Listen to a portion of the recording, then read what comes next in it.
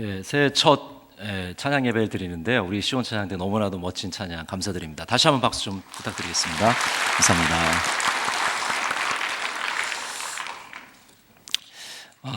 오늘 직분자 서약식이고요. 그리고 이제 명예권사님 추대하는 날이어서 평일 찬양 예배보다 훨씬 꽉 찬 것 같습니다. 너무 감사드리고요.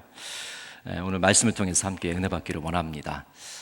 제가 신학교 시절에 체프를 드렸는데요. 일주일에 한 2번 정도 체프를 드립니다. 그럴 때마다 이제 목사님들이 이제 외부에서 오시게 되는데 수많은 목사님들이 이제 체프 시간에 설교를 하고 가시죠. 근데 재미있게도 오시는 분들은 여러분들이 이제 체프 시간에 오지만은 근데 동일하게 꺼내는 이야기들, 동일하게 이야기하는 내용이 있는데 그건 뭐냐면 목회자들은 너무 많다는 겁니다. 근데 쓸만한 사람이 없다는 거예요. 그런 얘기를 뭐 이분 또 주에 와서 하고 그 다음 주에 또 딴 분도 와서 그 얘기를 하고 마치 짠 것처럼 그렇게 얘기를 하시더라고요. 근데 그 얘기를 신학교 시절에 제가 이제 들으면서 아니 그 사람이 이렇게 많은데 왜 쓸 사람이 없는가? 네, 그렇게 생각을 했었습니다. 근데 이제 현장에서 제가 이제 사역을 하면서 그 목사님들의 말씀이 이해가 이제 조금씩 되는 것 같아요. 근데 그것을 이제 목회자들이 아니라 성도들에게 적용을 해보면 이 성도들이 엄청 많지 않습니까? 우리 대한민국에도 뭐 몇백만이나 되는 수많은 그런 그리스도인들이 있는데 과연 쓸 사람이 있으실 건가? 수많은 그리스도인 중에 정말 하나님의 마음을 시원케 해드릴 그런 사역자들은 과연 몇 명이 될 것인가? 이 질문을 오늘 우리 자신들에게 해보는 귀한 시간이 되기를 원합니다. 오늘 본문에 보면은 이사야의 소명 기사인데요. 이사야 예언자가 등장을 하게 됩니다. 여러분 아시는 것처럼 이사야 예언자는 예언자인데요. 남왕국 출신의 예언자입니다. 그 당시 이스라엘은 북쪽에 북이스라엘과 남쪽에 남유다가 있었습니다. 그러니까 남북으로 왕국이 갈리었었는데 남쪽 유다 출신의 예언자이죠. 근데 이 이사야서를 살펴보면 이사야 예언자는 그 당시의 임금들하고 아주 자유롭게 교제하는 것을 보게 됩니다. 그러니까 아마 이 왕궁을 자유롭게 출입할 수 있는 그런 귀족이나 왕족이 아니었나 우리가 추측해 볼 수가 있는 것이죠.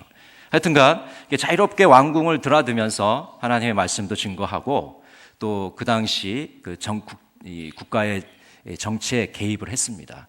우리가 흔히 이사야 예언자를 그냥 단순한 예언자로 생각하기가 쉽지만은 사실은 이사야는 정치가이죠. 왕에게 하나님의 말씀대로 살라고 촉구를 하면서 정치적으로 어떤 개입들을 하게 되는 것을 우리가 이제 보게 됩니다. 그래서 이사야 예언자는 예언자이고 또 정치가이고 또 문학가이고 또 그 시대를 풍미했던 그런 신학자라고 할 수가 있습니다. 오늘 기사에 보면 본문 1절에 보면은 우시야 왕이 죽던 해라고 이제 나와 있는데요. 이 우시야 왕은 52년간 유다를 다스린 왕입니다. 성경에는 이제 짧게 기록이 되어 있지만 사실 이 북쪽의 여로보암 2세와 남쪽의 이 우시야 왕은 굉장히 치적이 많은 그런 왕들입니다. 그래서 이 우시야 왕은 영토도 넓게 이렇게 확장을 하고요. 국방도 아주 튼튼히 하고 또 경제적으로도 아주 부흥을 시킨 그런 왕이라고 할 수가 있습니다. 그래서 이 우시야 왕이 때가 이스라엘의 전성기라고 할 수가 있죠. 물론 이제 성경의 관점은 다른 것입니다. 성경은 영적인 관점에서 뭐 히스기야라든지 이런 왕들에게 높은 점수를 주고 있지만 실제 역사적으로는 세속사에 있어서는 이 우시야 왕이 굉장히 많은 공로를 하게 됩니다. 그런데 이제 이렇게 훌륭하게 나라를 다스리던 이 우시야 왕이 죽게 되고 이 국제 정세가 계속해서 격변을 이제 하게 되죠. 그 당시까지 이 아수르가 이렇게 등장하지 않았는데 우시야 왕이 죽는 그 해부터 점차적으로 아수르가 세력을 넓히면서 이 팔레스타인 지방에 영향력을 미치게 됩니다. 그래서 북이스라엘과 또 아람이라든지 이런 왕들이 아수르에 대항을 하게 되고 그래서 아수르에게 공격을 당하는 또 멸망당하는 그런 일들을 당하게 되죠. 여러 가지 이렇게 복잡한 일들이 격변하는 혼란스러운 시대, 이 우시야 시대의 번영이 끝나고 사람들이 희망이 사라진 그런 혼잡한 시대에 이사야가 하나님께 소명을 받게 됩니다. 1장부터 35장까지는요 심판에 대한 예언이 나오는데 그 중에 1장부터 12장까지는 유다에 대한 예언을 이사야서에서 하고 있습니다. 특별히 오늘 본문 말씀 6장 1절부터 13절에서는 이사야의 소명을 다루고 있습니다. 오늘 내용을 살펴보면요, 우시아 왕이 죽던 해에 이사야 예언자는 환상을 보게 됩니다. 아마 성전에서 그 환상을 본 것 같습니다.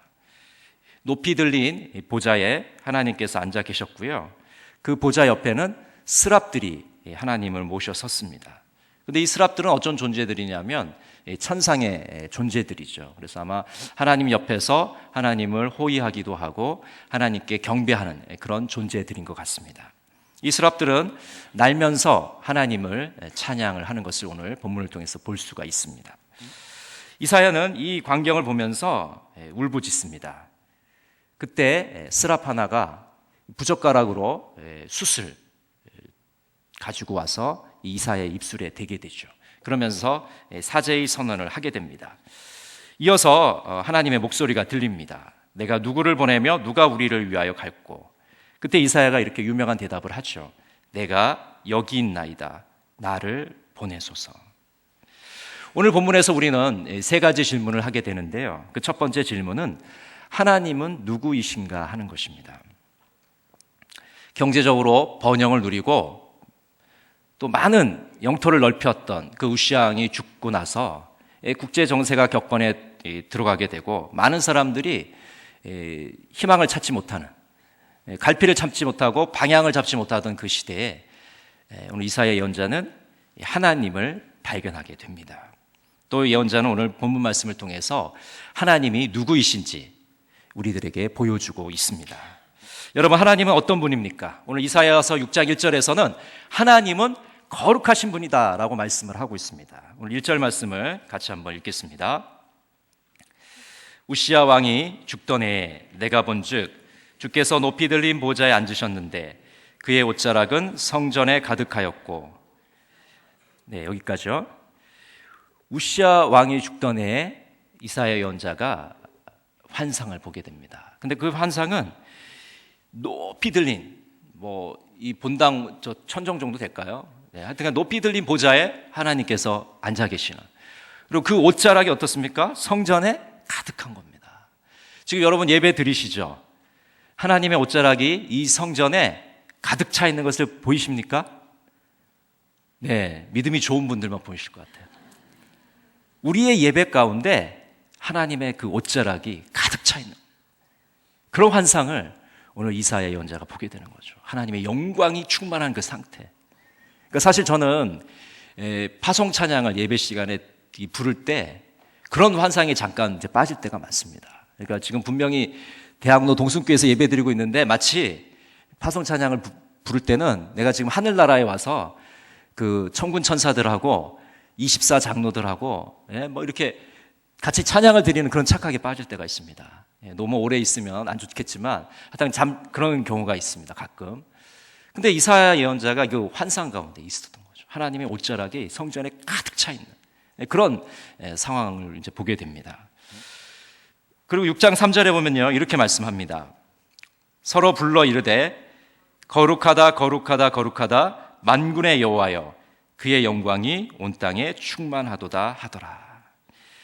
이 스랍들이 날개가 6개가 있는데요, 그 중에 2날개로 날면서 하나님께 찬양을 드리는 겁니다. 어떤 찬양을 드려요? 거룩하다 거룩하다 거룩하다. 이 거룩하다를 3번 하는 것은요, 최상급의 영광을 돌리는 겁니다. 그러니까 그 영광이, 그 위엄이, 그 거룩함이 최고조에 이른 것을 표현하기 위해서 이 거룩하다 거룩하다 거룩하다 3번 반복을 하고 있습니다. 하나님의 영광이 온 땅에 충만하다고 선언을 하고 있는 것이죠. 근데 이 이사야 예언자가 지금 환상을 보는 이 장면이 마치 요한계시록 4장 6절부터 9절에 내 생물의 경배와 너무나도 흡사합니다. 계시록 말씀을 보면요, 이렇게 되어 있습니다. 보좌 앞에 수정과 같은 유리 바다가 있고 보좌 가운데와 보좌 주위에 네 생물이 있는데 앞뒤에 눈들이 가득하더라. 그 첫째 생물은 사자 같고 그 둘째 생물은 송아지 같고 그 셋째 생물은 얼굴이 사람 같고 그 넷째 생물은 날아가는 독수리 같은데 네 생물은 각각 6 날개를 가졌고 그 안과 주위에는 눈들이 가득하더라. 그들이 밤낮 쉬지 않고 이르기를 거룩하다 거룩하다 거룩하다 주 하나님 곧 전능하신 이여 전에도 계셨고 이제도 계시고 장차 오실 이시라 하고 그 생물들이 보좌에 앉으사 세세토록 살아계시는 이에게 영광과 존귀와 감사를 돌릴 때에 이렇게 기록되어 있습니다. 마지막 때 천상에서 그 하나님의 나라에서 네 생물이 하나님을 찬양하는데요, 그 모습이 오늘 이사야 예언자가 성전에서 본 환상의 내용과 너무나도 흡사한 거죠. 그 하나님의 거룩하심을 찬양하는 모습에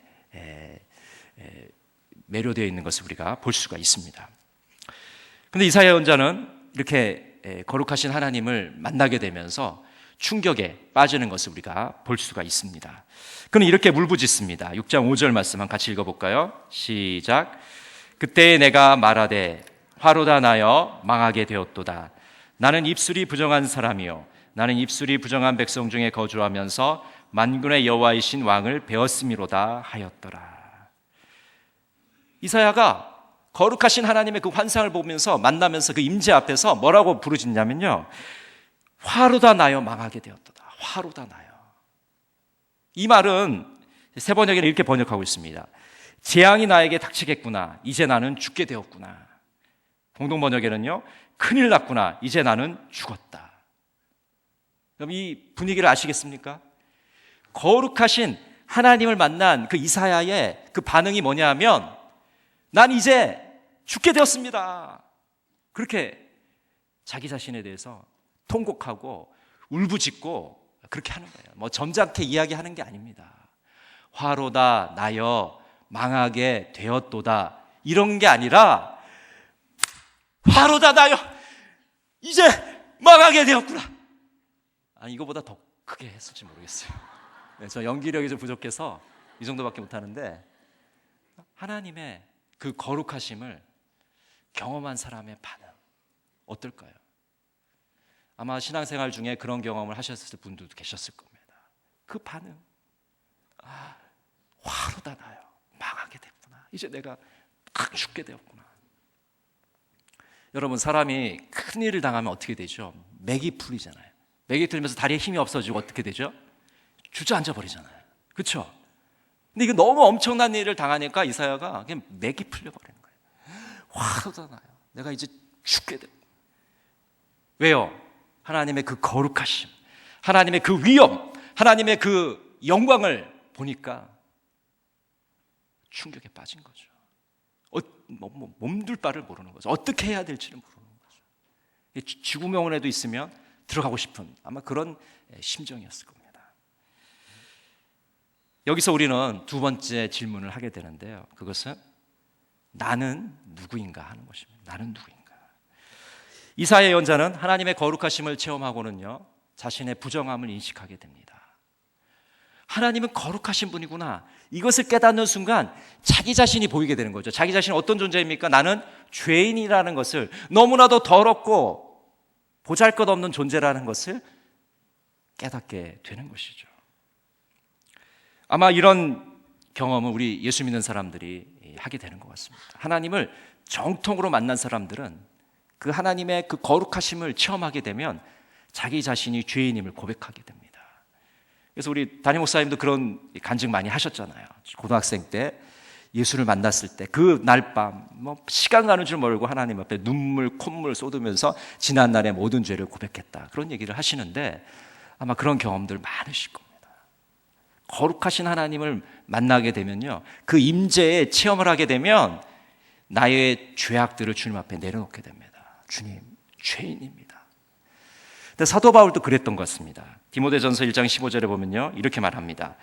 미쁘다 모든 사람이 받을 만한 이 말이여, 그리스도 예수께서 죄인을 구하시려고 세상에 임하셨다 하였도다. 죄인 중에 내가 괴수니라. 죄인 중에 누구라고요? 괴수다, 괴수. 죄인 중에 내가 괴수니라. 이 괴수라는 말은요, 보통 사람들한테는 안 붙여요. 보통 어느 정도 돼야 되냐면 김일성 정도 돼야 붙이는 말입니다. 그러니까 북한 괴수, 이런 건 아주 나쁜 놈 중에 아주 최고 나쁜 놈이기 때문에 아무나 그렇게 붙일 수 있는, 아무나 그 영예를 누릴 수가 없습니다. 아주 나빠야 되죠. 아주 죄질이 악해야 되고 아주 악해야 됩니다. 근데 사도 바울이 오늘 뭐라고 고백하냐면 죄인 중에 내가 괴수입니다. 죄인 중에 내가 괴수입니다. 그럼 이해가 되시죠? 사도 바울이 그럴 만한 사람인가요? 아니요. 사도 바울은 엘리트 중에 엘리트고, 그리고 주님께 헌신한 이후에 온갖 고난과 고생을 하면서 주의 복음을 전했잖아요. 아마 선인 중에 선인이라고 이야기했으면 우리가 다 머리를 끄덕였을 겁니다. 근데 사도 바울은 뭐라고 고백하냐면 하나님 앞에 죄인 중에 내가 괴수입니다. 왜 이런 고백이 가능한 것입니까? 인간적으로 보면 가능하지 않는 것이지만 이런 고백을 할 수 있었던 것은 바로 사도 바울이 그 거룩하신 하나님을 만났기 때문입니다. 하나님을 만나니까 자기 자신이 똑바로 보이게 되는 거죠. 아, 내가 죄인이구나. 죄인 중에 내가 괴수구나. 사도 바울은 로마서 1장 14절에 이렇게 고백합니다. 헬라인이나 야만인이나 지혜 있는 자나 어리석은 자에게 다 내가 빚진 자라. 다 내가 빚진 자라. 사도 바울이 빚을 졌겠습니까?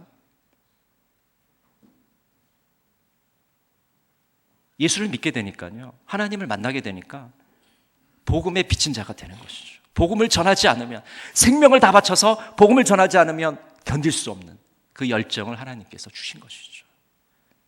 죄인 중에 괴수다. 내가 빚진 사람입니다. 이렇게 거룩하신 하나님을 만난 사도 바울은 고백을 합니다. 베드로는 어땠습니까? 예수님의 말씀대로 깊은 데로 가서 엄청나게 많은 고기를 잡았어요. 그러면서 그는 이렇게 고백합니다. 누가복음 5장 8절 말씀. 주여 나를 떠나소서 나는 죄인이로소이다. 여러분, 우리 같으면 어떨까요? 물고기를 되게 많이 잡았어요. 예수님, 다음번에도 꼭 부탁합니다. 저랑 같이 배 타러 가십시다. 그랬을지 모르겠어요. 근데 베드로는 이분이 누군지를 알게 된 거죠. 아, 이분은 보통 분이 아니구나. 주님, 저를 떠나십시오. 이 더러운 저 옆에 계시지 마십시오. 거룩하신 분이, 저는 죄인입니다. 저를 떠나십시오. 이렇게 고백을 하는 거죠. 이것이 하나님을 제대로 만난 사람들, 주님을 제대로 만난 사람들의 정상적인 반응인 것이죠. 이사야는 그 거룩하신 하나님을 만나고 자신의 부정함을 고백합니다. 그리고 더 나아가서 자신의 부정함을 고백하는 것이 아니라 이스라엘 백성들 모두의 부정함을 고백을 하죠. 이때 스랍이 날라와서 이사야의 입술에 수출되어서 그 입술을 정하게 합니다. 영혼의 정화가 일어나고 사죄의 은총을 하나님께로 받게 되는 놀라운 광경을 우리가 성경에서 보게 됩니다. 오늘 스랍이 날라와서 이렇게 이야기합니다. 내 악이 죄하여 졌고 내 죄가 사하여 졌느니라. 아멘. 여러분, 이 스랍의 이 선언은요, 너무나도 엄청난 선언입니다. 왜 그렇습니까? 지금 이사야가 그 거룩하신 하나님 앞에 자신의 존재를 발견하고 정말 감히 몸둘 바를 몰라서, 어떻게 할 줄을 몰라서 지금 울부짖고 있고 충격에 빠져 있는 패닉 상태에 있단 말이죠. 그런 상태에 있는데 지금 네 죄가 사여졌다. 너는 용서함을 받았다. 이렇게 선언해 주시는 겁니다. 엄청나게 놀라운 선언이죠. 예배 시간에 우리 교회도 그렇지만 그 참회의 기도 순서가 있습니다. 여러분, 참회의 기도 순서에 어떻게 예배를 드리십니까? 그냥 매주 그냥 주보에 나와 있으니까 앵무새처럼 그냥 따라하고 계십니까? 그 참회의 기도 시간은요, 너무나도 놀라운 시간입니다. 우리 개신교인들에게는 정말 축복된 시간이에요. 왜냐하면 가톨릭 교인들에게는 고해성사라는 제도가 있어서 언제든지 신부님한테 가서 자기 죄를 고백할 수가 있어요. 근데 우리 개신교회는 그런 특별한 통로가 없습니다. 근데 개인적으로 하는 것이죠. 근데 이 예배 시간에 자신의 죄를, 그 일주일 동안 지은 모든 죄를 주님 앞에 가지고 나와서 하나님 참회의 기도를 하는 거죠. 하나님 용서해 주십시오. 그때 인도자가 하나님의 말씀을 통해서 사죄의 선언을 해줍니다. 내 죄악이 도말되었도다. 아멘. 엄청난 거죠. 우리가 이 예배 시간에 이 참회의 기도와 사죄의 선언을 너무 가볍게 여기는 경향이 있습니다. 엄청난 사건입니다. 우리 죄를 고백할 때 하나님께서 뭐라고 말씀하십니까? 내 죄악이 사여졌다고 선언해 주신다는 거죠. 엄청난 사건입니다. 이것을 지금 이사야가 경험하고 있는 것입니다. 여러분, 예배 시간에도 경험해야 되고요, 개인적으로도 경험해야 됩니다. 개인의 기도 시간에도 자신의 죄를 하나님 앞에 내려놓고 하나님께로부터 용서함의 체험이 우리에게 있어야 됩니다. 그럴 때 우리가 죄책감으로부터 자유함을 누릴 수가 있게 되는 거죠. 요한일서 1장 9절에 이렇게 말씀하십니다. 만일 우리가 우리 죄를 자백하면 그는 미쁘시고 의로우사 우리 죄를 사하시며 우리를 모든 불의에서 깨끗하게 하실 것이요. 우리가 우리 안에 있는 죄악들을 주님 앞에 내려놓기만 하면, 통해 자복하기만 하면 하나님은 우리를 깨끗하게 해주시고 용서해 주신다고 말씀하고 있습니다. 오늘 명예권사로 임직받으시는 우리 권사님들, 그리고 우리 사역하시는 모든 우리 교회 일꾼 여러분, 우리가 하나님의 일을 하기 전에 반드시 해야 될 일이란 바로 하나님 앞에서 우리의 죄악들을 내려놓는 겁니다. 통해 자복하는 겁니다. 그 영혼의 정화 없이 거룩하신 하나님 앞에 절대로 나아갈 수 없다는 사실입니다. 하나님이 누구신지, 내가 누구인지 깨달은 사람은요, 자연스럽게 이제 내가 무엇을 해야 될지라는 질문을 하게 됩니다. 하나님, 제가 무엇을 해야 되겠습니까? 하나님의 부르심은 어떤 것입니까? 하나님의 소명은 무엇입니까? 소명을 발견하게 되는 것이죠. 오스키니스라는 신학자는 이렇게 이야기했습니다. 소명이란 하나님이 우리를 그분께로 부르셨기에 우리의 존재 전체, 행위 전체, 소유 전체가 특별한 헌신과 역동성으로 그분의 소원에 응답하여 그분을 섬기는 데 투자된다는 진리이다. 말은 굉장히 어려운데, 먼저 소명이란 건 뭐냐 하면 하나님이 우리를 부르셨다는 겁니다. 여러분, 우리가 하나님의 일을 하는데요, 우리가 스스로 하나님, 제가 하나님 일을 하겠습니다 이렇게 해서 하는 것이 아니라, 모든 영적인 일은 먼저 하나님이 우리를 부르셨다는 놀라운 사실입니다. 하나님이 우리를 부르셨어요. 그래서 하나님 나라에는 지원병은 없습니다. 차출병만 있는 거죠. 하나님이 우리를 부르시는 거예요. 내가 너를 쓰겠다고 부르고 계시다는 겁니다. 우리가 해야 될 일은 그 부르심에 응답하는 거죠. 하나님은 우리에게 명령하지 않으십니다. 이 이사야 6장 본문을 읽을 때마다 한 가지 궁금한 것이 있었어요. 그 뭐냐면 이 8절 말씀인데요. 우리 8절 말씀 한번 같이 읽어볼까요? 시작. 내가 또 주의 목소리를 들으니 주께서 이르시되 내가 누구를 보내며 누가 우리를 위하여 갈고 하시니 그때 내가 이르되 내가 여기 있나이다 나를 보내소서 하였더니. 지금 이사야 예언자가 죄 용서를 받았잖아요. 그러면 하나님께서 야 이사야야, 저 무지몽매한 백성들에게 가서 심판을 예언해라, 나의 이 말씀을 전해라, 이렇게 하시면 좋은데, 하나님이 8절 말씀에는 뭐라고 그러냐면 내가 누구를 보내며 누가 우리를 위하여 갈고, 이렇게 얘기하십니다. 마치 옆에 사람한테 물어보는 식으로, 제3자가 남의 일을 이야기하는 식으로 이렇게 얘기하셔요. 명령하실 수 있는 분이 이사야야 가라 그럴 수 있는 분이잖아요. 근데 그렇게 얘기 안 하시고 물어보시고 계시다는 겁니다. 그럼 하나님이 몰라서 물어보고 계실까요? 그렇지 않습니다. 여기서의 하나님의 질문은 우리들의 각오에 대한 질문입니다. 하나님의 이 일은 십자가의 길이고 고난의 길인데, 이 고난의 잔을 마실 준비가 되어 있느냐고 지금 이사야에게도 물어보시고, 이후에 모든 그리스도인들에게, 우리들에게 지금 묻고 계시는 것입니다. 아마 어떤 명령보다 더 강력한 질문이 아닐까 생각이 됩니다. 좁은 길을 갈 각오가 되어 있느냐, 십자가의 길을 걸어갈 각오가 되어 있느냐, 이렇게 질문하고 있으신 겁니다. 마태복음 20장 22절에서 이렇게 예수님께서 말씀합니다. 예수께서 대답하여 이르시되 너희는 너희가 구하는 것을 알지 못하는도다. 내가 마시려는 잔을 너희가 마실 수 있느냐? 그들이 말하되 할 수 있나이다. 여러분, 이 마태복음 본문이 어떤 본문인지 아시겠죠? 제자들이 와서 예수님께서 예루살렘에 올라가셔서 왕이 되시면 저는 좌의정, 이 사람은 우의정에 삼아 주십시오. 예수님의 오른팔과 왼팔로 삼아 주십시오. 이렇게 부탁하는 거예요. 청탁을 하러 온 거죠.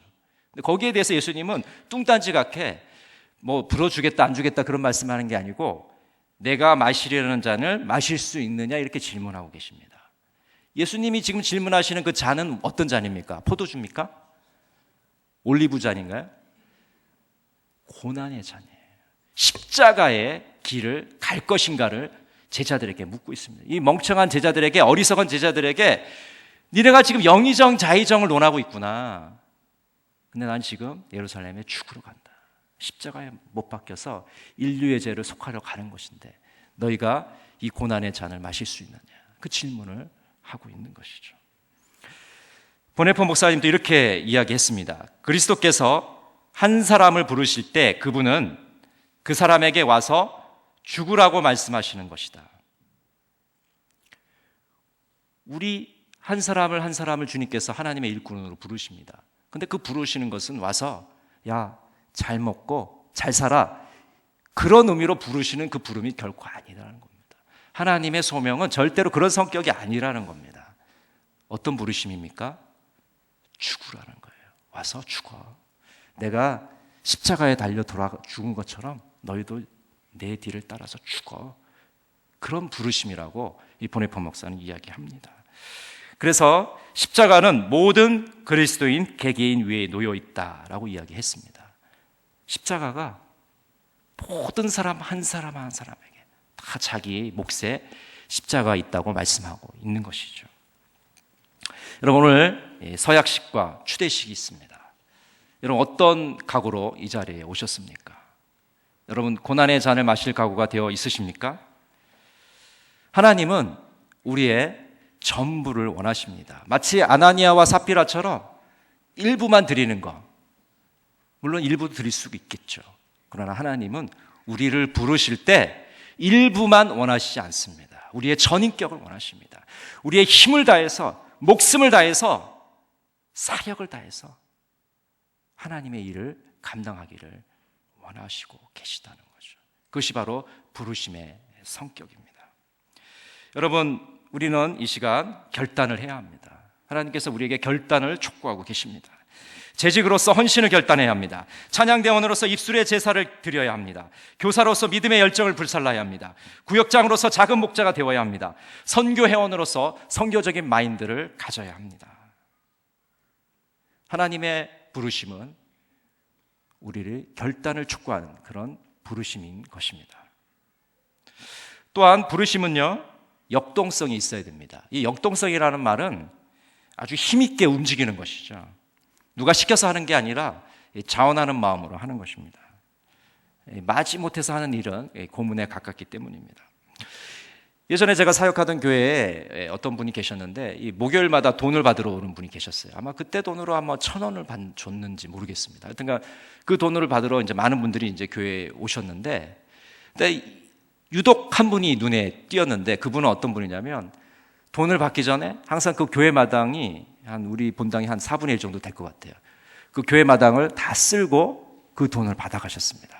그래서 사무실에서는 이분이 뭘 좀 잘못 알고 계시는구나, 쓸어야 되는 줄 알고 그러시는구나, 그래서 안 쓸어도 되니까 돈 받아가시라고 이렇게 드렸어요. 근데 이분이 절대로 마당 안 쓸고는 안 받아가시는 거예요. 항상 마당을 깨끗하게, 정말 거기 뭐 10원짜리 하나가 떨어져도 금방 눈에 띌 정도로 그렇게 깨끗하게 마당을 쓸고, 교회 마당을 쓸고 그 돈을 받아가신 거예요. 그래서 참 특이한 분이다, 그렇게 생각을 했었습니다. 한동안 오시더니 이제 오랫동안 뜸하시더라고요. 근데 어느 날 전에는 이렇게 좀 모습이 보기가 좋지 않는 그런 옷들을 입고 이렇게 오셨는데, 그날은 굉장히 이렇게 말끔하게 차려입으시고 양손에 선물을 딱 들고 이렇게 오신 거예요. 그래서 담임 목사님을 모시러 와서 만나 뵙고 인사드리고 가시는 겁니다. 그분이 갱생을 다시 해가지고 지금은 남의 도움을 받지 않고 떳떳하게 사회인으로 살아가고 있다고 담임 목사님께 인사를 드리고 그리고 선물을 드리고 가는, 그분의 뒷모습을 제가 보면서 너무나도 기분이 너무나 기쁘고 너무나 좋았습니다. 흐뭇했습니다. 여러분, 그분을 갱생시킨 것은, 힘은 어디에서 왔습니까? 바로 역동성이죠. 자원하는 마음에서. 아무도 그 돈 받기 위해서 아무도 뭐 2번, 3번 받아가는 사람이 있어도 마당을 쓰는 사람은 아무도 없었단 말이죠.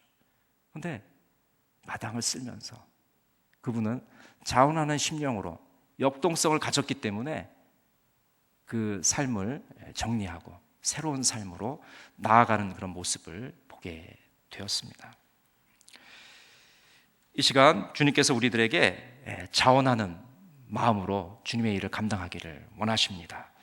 여러분, 이렇게 한번 해보십시오. 주님, 제가 여기 있습니다. 나를 보내소서. 따라해 보실까요? 주님, 제가 여기 있습니다. 저를 보내소서. 많은 사람들이 주님, 제가 여기 있습니다. 쟤를 보내십시오. 이렇게 기도하고 있습니다. 그런 기도를 하나님 원하시지 않습니다. 주님이 원하시는 기도는 어떤 겁니까? 주님, 제가 어디요? 여기 있습니다. 누구를요? 나를 보내십시오.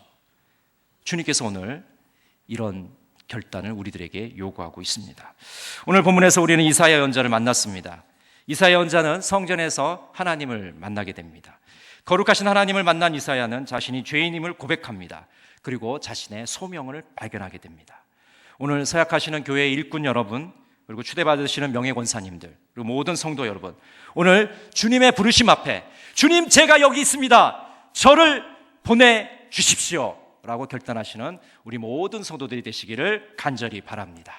기도하겠습니다. 사랑의 하나님 아버지, 은혜를 감사합니다. 목회자는 많은데 쓸 사람이 없다고 탄식하시는 주님, 성도는 많은데 쓸 사람이 없다고 탄식하시는 주님, 오늘 저희들이 이사야처럼 결단하기를 원합니다. 주님, 제가 여기 있습니다. 저를 보내어 주십시오. 예수님의 이름으로 기도드립니다. 아멘.